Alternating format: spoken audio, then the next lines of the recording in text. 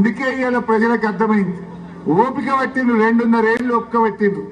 ఇవాళ ప్రజలకు అర్థమైంది ఈ ప్రభుత్వం చెయ్యదు. ఈ మంత్రులకు, ఈ ముఖ్యమంత్రికి కమిషన్ల మీద ఉన్న ధ్యాస ప్రజల మీద లేదు.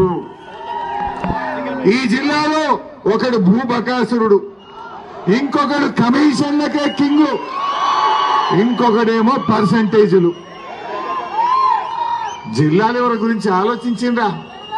ఆనాడు కేసీఆర్ గారు సీతమ్మ సాగర్ ప్రాజెక్ట్, సీతారామ ప్రాజెక్టును కట్టి ఈ జిల్లాను సస్యశ్యామలం చేయాలని కేసీఆర్ గారు తలపించిండ్రు.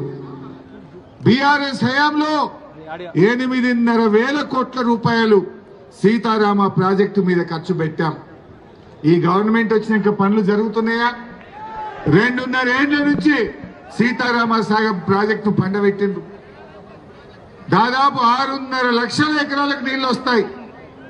ఈ ఖమ్మంలో ఎత్తైన ప్రాంతాలకు, ఖమ్మంలోని ప్రతి మండలానికి, నాగార్జున సాగర్ ఆయకట్టుకు, స్టెబిలైజేషన్ కు ఈ జిల్లాలో 2 పంటలు పండే విధంగా సీతమ్మ సాగర్ ను కేసీఆర్ గారు రూపొందించారు. కానీ 2.5 సంవత్సరాల్లో మోటార్లు తిండ్రు, నెత్తి మీద నీళ్లు చల్లుకున్నారు. కానీ తట్టడు మట్టయితే ఎత్తలే. టనల్ పనులు, సత్తుపల్లి టనల్ పనులు ముందుకు పోతలేవు. కొద్దిగా పని చేసుకుంటే ఈ జిల్లా అంతా కూడా సస్యశ్యామలం అవుతుంది. భూముల మీద ఉన్న ధ్యాస, కమిషన్ల మీద ఉన్న ధ్యాస సీతారామ ప్రాజెక్టు మీద లేదు. ఖమ్మం జిల్లా ప్రజల మీద లేదు. ఖమ్మం రైతుల మీద లేనటువంటి పరిస్థితి కనబడతా ఉంది.